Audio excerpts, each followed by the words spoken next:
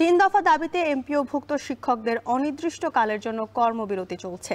ক্লাসে শিক্ষকরা না যাওয়ায় ব্যাহত হচ্ছে পাঠদান কার্যক্রম। এতে বিপাকে পড়েছেন শিক্ষার্থীরা। এ নিয়ে জানাতে ময়মনসিংহের মুকুল নিকেতন উচ্চ বিদ্যালয় থেকে যুক্ত হচ্ছেন ইমতিয়াজ আহমেদ, যশোরের মুসলিম একাডেমি থেকে রিপন হোসেন ও নাটোরের মহারাজা জেএন উচ্চ বিদ্যালয় থেকে যুক্ত হচ্ছেন মাহবুব হোসেন। শুরুতে যাচ্ছি ইমতিয়াজের কাছে। ইমতিয়াজ, দাবি আদায়ের বিষয়ে শিক্ষকরা কি বলছেন এবং পাঠদান কার্যক্রম ব্যাহত হওয়ার বিষয়ে অভিভাবকরা কি বলছেন জানাবেন। জ্যোতিকা, এর আগে আমরা যে প্রতিষ্ঠানটিতে যুক্ত ছিলাম সেটি মুকুল নিকেতন উচ্চ বিদ্যালয় ছিল। এখন আমরা রয়েছি প্রিমিয়ার আইডিয়াল উচ্চ বিদ্যালয়। এখানে ২৭০০ শিক্ষার্থী রয়েছেন, ৭০ জনের মতো শিক্ষক রয়েছেন। ৯ দিন পর এই প্রতিষ্ঠানটির বার্ষিক পরীক্ষা। বাইরেও শত শত শিক্ষার্থী রয়েছেন, অভিভাবকরা দুশ্চিন্তায় রয়েছেন কবে আসলে ক্লাস শুরু হবে, পরীক্ষা কখন শুরু হবে। বেশ একটা উদ্বিগ্ন পরিস্থিতি চলছে ময়মনসিংহের পুরো অঞ্চলের পরিস্থিতিটা যদি বলি, প্রত্যেকটি বেসরকারি এমপিওভুক্ত শিক্ষা প্রতিষ্ঠানগুলোতে অনেক ক্ষেত্রে অনেকগুলো প্রতিষ্ঠান বন্ধ রয়েছে, যেগুলো খোলা আছে ক্লাসরুমগুলোতে তালা ঝুলছে এবং শিক্ষকরা কর্মবিরতিতে রয়েছেন। আমরা জানি যে ঢাকায় যে কেন্দ্রীয় কর্মসূচি আজকে রয়েছে, কালো পতাকা বেঁধে তারা শাহবাগের দিকে অভিমুখ হবেন এবং আমরণ অনশনের ডাক দিয়েছেন শিক্ষক কেন্দ্রীয় নেতারা। এবং আমরা এর আগে যেটা জানি যে অর্থ মন্ত্রণালয়ের ৫% অর্থাৎ শিক্ষকদের বেতনের ২,০০০ টাকা তাদেরকে বাড়ি ভাড়ার ঘোষণা করা হয়েছিল এবং পরবর্তীতে কেন্দ্রীয় শহীদ মিনার থেকে শিক্ষক নেতারা সেটি কিন্তু প্রত্যাখ্যান করেছেন। এবং তারই আলোকে কিন্তু এখন পর্যন্ত এই যে ময়মনসিংহ বিভাগের যতগুলো জেলা রয়েছে, বেসরকারি এমপিওভুক্ত শিক্ষক রয়েছে, তারা কিন্তু এখনো সেই কেন্দ্রীয় ঘোষিত যে কর্মসূচি অনুযায়ী তারা কিন্তু কর্মবিরতিতে রয়েছেন। তারা যেটা বলছেন তাদের যে ৩ দফা দাবি সেটি খুবই যৌক্তিক এবং বর্তমান প্রেক্ষাপটে বিশেষ করে তারা বলছেন যে ২০% বাড়ি ভাড়া, ৭৫% উৎসব ভাতা এবং সেই সাথে ১৫০০ টাকা তাদের যে চিকিৎসা ব্যয়, সেগুলো যতক্ষণ পর্যন্ত নিশ্চিত না হচ্ছে ততক্ষণ পর্যন্ত তারা আসলে ক্লাসে ফিরছেন। আমরা দেখতে পাচ্ছি যে যেহেতু ক্লাস না হচ্ছে, ক্লাস পরীক্ষার জন্য যে খাতার যে স্তূপগুলো সেগুলো কিন্তু জমে রয়েছে এবং সেগুলো দেখা যাচ্ছে না। এবং সেই সাথে বার্ষিক পরীক্ষা যেহেতু সামনে, শিক্ষার্থীরা বেশ একটা বিপাকে রয়েছে। এই ৯ দিনের মধ্যে আসলে কি করবেন একটি সমাধান জানার জন্য কিন্তু শিক্ষার্থীরা ক্লাসে শিক্ষকদের কাছে আসছেন এবং এই অচল অবস্থা কখন কাটবে বা কিভাবে কাটবে সেটি কিন্তু একদম বলা যাচ্ছে না। সুতরাং এই যে স্কুল বন্ধ রয়েছে, এই কারণে কিন্তু অনেক শিক্ষার্থী আমরা দেখতে পেরেছি যে প্রাইভেটগুলোতে বা কোচিং সেন্টারগুলোতে তাদের কিন্তু ভিড় জমছে।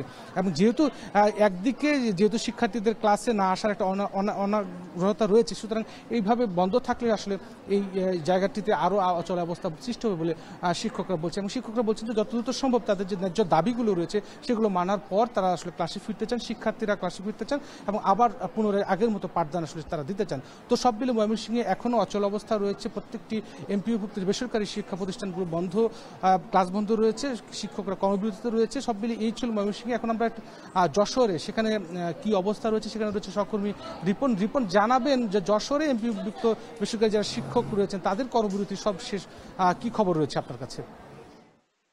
আপনি যেমনটি বলছিলেন, যশোরের অবস্থা একই। আমরা দেখছি যে শিক্ষকরা তারা স্কুলে আসছেন, তবে ক্লাস নিচ্ছেন না। শিক্ষার্থীরাও স্কুলে আসছেন, তারা ক্লাস করছেন না, ক্লাস করতে পারছেন না। তারা মাঠে খেলাধুলা করছে এবং অলস সময় কাটাচ্ছেন। যারা শিক্ষক রয়েছেন তারা বিশেষ করে তাদের যে রুমটি রয়েছে সেখানেই বসে আছেন। তারা বলছেন যে তাদের যে ৩ দফা দাবি রয়েছে সেই দাবি পূরণ না হওয়া পর্যন্ত তারা আসলে ক্লাসে ফিরে যাবেন না, শিক্ষার্থীদের পড়াবেন না।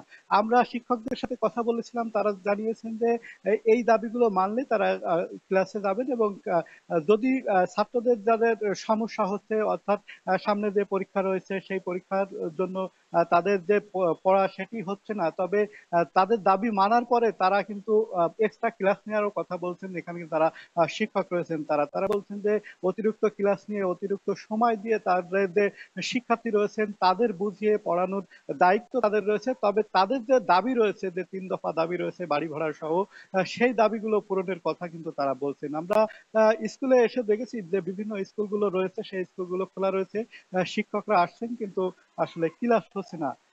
এর আগেই প্রায় ১১ দিন ধরে এই অচলাবস্থা চলছে। বিভিন্ন দফায় দফায় যে বিভিন্ন সময়ে আলোচনা হচ্ছে, তবে আলোচনা এখন পর্যন্ত ফলপ্রসূ হয়নি। সে কারণে তারা এই অবস্থানে রয়েছে। আমরা শিক্ষকদের সাথে কথা বলছি, তারা বলছেন সামনে আরো যদি কঠোর আন্দোলন করতে হয় তারা সেটিও করবেন। তবে তাদের যে ৩ দফা দাবি রয়েছে সেই দাবি পূরণে তারা যে কাজ করতে হয় সেটি তারা করবেন।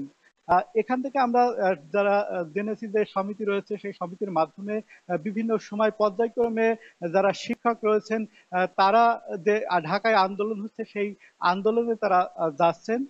এর মাধ্যমেই কিন্তু এই আন্দোলনটি চলতে, সব মিলে এখানে এই অবস্থা বিরাজ করছে। এই ছিল এখান থেকে আমার কাছে সর্বশেষ। আমাদের আরেক সহকর্মী রয়েছে নাটোরে, সেই নাটোরের শিক্ষকদের যে আন্দোলন কেমন চলছে সেটি জানবো মাহবুব আপনার কাছ থেকে। জি রিপন, আপনি যেমনটি বলছিলেন একই অবস্থা কিন্তু উত্তরের জেলা নাটেরও আমরা সকাল থেকে যেটি দেখতে পেয়েছি যে শিক্ষকরা কিন্তু স্কুলে আসছে, তারপরে কিন্তু তারা ক্লাসে যাচ্ছে না, যার কারণে দেখতে পাচ্ছেন যে এই মুহূর্তে আমি যে মহারাজা জিএন উচ্চ বিদ্যালয়ে রয়েছি, এখানকার কিছু শিক্ষার্থীরা তারা আসার পরে কিন্তু তারা এখন ফুটবল খেলে সময় পার করছে। অর্থাৎ এই সময় যেখানে তাদের ক্লাসে থাকার কথা, তারা কিন্তু এখন সেখানে ফুটবল খেলে সময় পার করছে। এবং শিক্ষকদের যে ৩ দফা দাবি ছিল, সেই দাবি কিন্তু পূরণ না হওয়ার কারণে কিন্তু শিক্ষকরা তারা যেটি বলছে যে তারা ক্লাসে ফিরবেন না, আর না ফেরার কারণেই পুরো নাটোরে যে ৩ শতাধিক এমপিওভুক্ত প্রতিষ্ঠান রয়েছে, সেসব প্রতিষ্ঠানে কিন্তু এখন অনেকটাই অচল অবস্থা রয়েছে। তবে এই অচল অবস্থা থাকার কারণে কিন্তু যে শিক্ষার যে অবস্থা, অর্থাৎ সামনে কিন্তু বার্ষিক পরীক্ষা রয়েছে শিক্ষার্থীদের। আমি যদি এই স্কুলটার কথাই বলি, যে এই স্কুলে কিন্তু নভেম্বরের ২০ তারিখ থেকে বার্ষিক পরীক্ষা হওয়ার কথা ছিল, কিন্তু সেখানে কিন্তু এই আন্দোলনের কারণে শিক্ষা প্রতিষ্ঠান তারা কিন্তু নিতে পারবে না বলে তারা আমাদেরকে জানিয়েছেন।